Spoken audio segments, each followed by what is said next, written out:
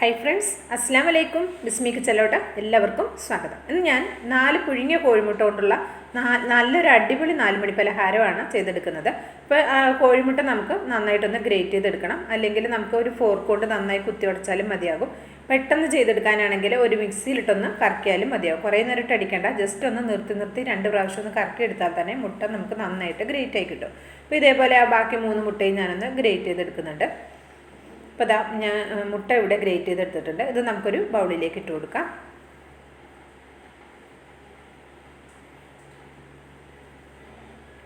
ഇനി നമ്മളിതിലേക്ക് ചേർത്ത് കൊടുക്കുന്നത് പച്ചമുളകാണ്. പച്ചമുളക് നല്ല എരിവുള്ള പച്ചമുളക് ആയതുകൊണ്ട് ഒരു പച്ചമുളക് ചേർത്തിട്ടുള്ളൂ കേട്ടോ. എരിവ് നിങ്ങളുടെ ആവശ്യത്തിനനുസരിച്ച് ചേർത്ത് കൊടുത്തോളൂ കേട്ടോ.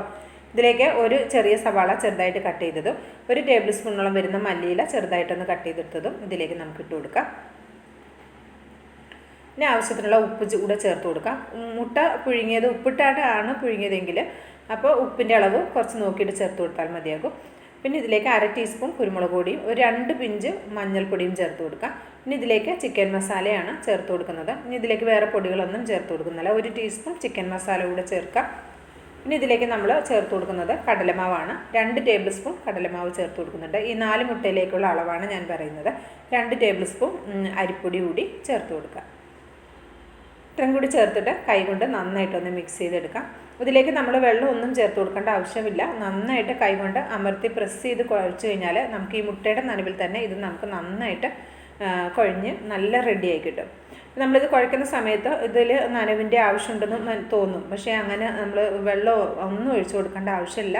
ഇത് നന്നായിട്ട് ഇത് കൈകൊണ്ട് അമർത്തി പ്രസ് ചെയ്ത് കുഴച്ചെടുത്താൽ മതിയാകും. കുഴച്ചെടുത്താൽ നമുക്ക് നന്നായിട്ടിത് ഉരുട്ടിയെടുക്കാൻ പറ്റും. ഇനി അവസാനം നമ്മൾ ഇതിലേക്ക് ഒരു 2 ടേബിൾ സ്പൂൺ ഓയിൽ കൂടെ ചേർത്ത് കൊടുക്കുന്നുണ്ട്. ഇപ്പോൾ തന്നെ ഇങ്ങനെ പിടിക്കാൻ കിട്ടുന്നുണ്ട്. അപ്പം 2 ടേബിൾ സ്പൂൺ ഓയിൽ കൂടെ ചേർത്ത് കൊടുക്കുക. ചേർത്തതിന് ശേഷം ഒന്നുകൂടെ ഒന്ന് കുഴച്ചെടുത്താൽ മതിയാകും. ഒരു 4 കോഴിമുട്ടയൊക്കെ കയ്യിലുണ്ടെങ്കിൽ, അല്ലെങ്കിൽ പുഴുങ്ങിയ കോഴിമുട്ട കയ്യിലുണ്ടെങ്കിൽ നമുക്ക് പെട്ടെന്ന് ഒരു ചായക്കടി ഉണ്ടാക്കണമെങ്കിൽ പെട്ടെന്ന് തന്നെ തയ്യാറാക്കി എടുക്കാവുന്ന നല്ലൊരു അടിപൊളി ടേസ്റ്റിയായ ഒരു 4 മണി പലഹാരമാണ് കേട്ടോ. ചായക്കൊപ്പമൊക്കെ നമുക്ക് കഴിക്കാം. അതുപോലെ തന്നെ നമുക്ക് വെറുതെ ഇരിക്കുമ്പോൾ കഴിക്കാനാണെങ്കിലും പറ്റും. അപ്പോൾ അത് ഞാനൊന്ന് കുഴച്ചെടുത്തിട്ടുണ്ട്. ഇനി ഞാനിത് ഒരു കോഴിമുട്ട എടുത്തിട്ടുണ്ട്. ഇതിലേക്ക് ഒരു 1/2 ടീസ്പൂൺ കുരുമുളക് പൊടി, 1 നുള്ളു ഉപ്പും ചേർത്തിട്ട് നന്നായിട്ടൊന്ന് ബീറ്റ് ചെയ്തെടുക്കാം. അപ്പോൾ ഞാൻ നന്നായിട്ടൊന്ന് ബീറ്റ് ചെയ്തെടുത്തിട്ടുണ്ട്. ഇനി ഇതിലേക്ക് നമുക്ക് നേരത്തെ ഇവിടെ കൂട്ടി വെച്ചിട്ടുള്ള മുട്ടയുടെ കൂട്ടും പിന്നെ നമുക്ക് ബ്രെഡ് ക്രംസും വേണം. ഒരു 5 ബ്രെഡ് മിക്സിയുടെ ചെറിയ ജാറിലിട്ടൊന്ന് പൊടിച്ചെടുത്തതാണ്. ഇനി നമുക്ക് ഇഷ്ടമുള്ള ഷേപ്പിൽ ഈ ഒരു സ്നാക്ക് നമുക്ക് റെഡിയാക്കി എടുക്കാം. അപ്പോൾ ഞാൻ കയ്യിൽ വെച്ച് ഉരുട്ടിയിട്ട് കൈ കൊണ്ട് ചെറുതായിട്ടൊന്ന് പ്രസ് ചെയ്തിട്ടാണ് ഇത് റെഡിയാക്കി എടുക്കുന്നത്. ഒരു കട്ട്ലറ്റിൻ്റെയൊക്കെ ഏകദേശം ഒരു രൂപത്തിലാണ് ഞാൻ റെഡിയാക്കി എടുക്കുന്നത്. ഇനി മുട്ടയിലേക്കൊന്ന് മുക്കി കൊടുക്കുക. അതിനുശേഷം ആ ബ്രെഡ് ക്രംസിൽ കൂടി ഒന്ന് കോട്ട് ചെയ്തെടുത്തതിന് ശേഷം നമുക്കൊരു പാത്രത്തിലേക്ക് മാറ്റാം. ഇതാ ഇപ്പോൾ ഒരെണ്ണം ഇവിടെ റെഡിയായി വന്നിട്ടുണ്ട്. ഇതേപോലെ നമുക്ക് ബാക്കിയുള്ളതും റെഡിയാക്കി എടുക്കാം.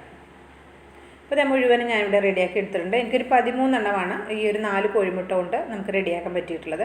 അത്യാവശ്യം ഒരു വലിപ്പമുള്ളൊരു രീതിയിലാണ് ഞാനിതൊന്ന് ഉരുട്ടിയെടുത്തിട്ടുള്ളത്. ചെറുതാണെങ്കിൽ ഒരു 17 എണ്ണം വരെയൊക്കെ കിട്ടും കേട്ടോ. അപ്പോൾ നന്നായിട്ട് ഓയിലൊന്ന് ചൂടായി വന്ന സമയത്ത് അതിലേക്ക് നമുക്കൊന്ന് ഇട്ട് കൊടുക്കാം. പിന്നെ നമ്മളിത് എന്താ പറയുക, കുറേ ഹൈ ഫ്ലെയിമിൽ വെച്ചിട്ട് ഇത് ഫ്രൈ ചെയ്തെടുക്കരുത്.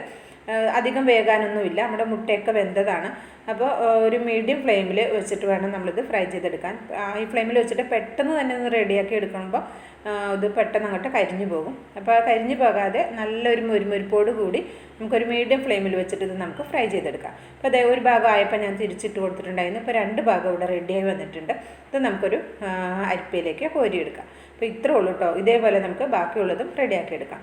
അപ്പോൾ നിങ്ങൾക്ക് ഇത് ഇഷ്ടമാകുകയാണെങ്കിൽ ട്രൈ ചെയ്ത് നോക്കണം കേട്ടോ. ട്രൈ ചെയ്ത് നോക്കിയിട്ട് അഭിപ്രായങ്ങൾ അറിയിക്കാൻ മറക്കരുത്.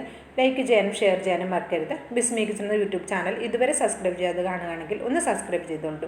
അപ്പോൾ ബെല്ലൈക്കൺ ഒന്ന് എനേബിൾ ചെയ്ത് വെച്ചാൽ നമ്മളിടുന്ന വീഡിയോസിൻ്റെ നോട്ടിഫിക്കേഷൻ നിങ്ങളിലേക്ക് എത്തുന്നതായിരിക്കും. ഇൻഷാ അല്ലാഹ് അടുത്ത നല്ലൊരു അടിപൊളി വീഡിയോ വരുന്നവരെ എല്ലാവർക്കും നന്ദി.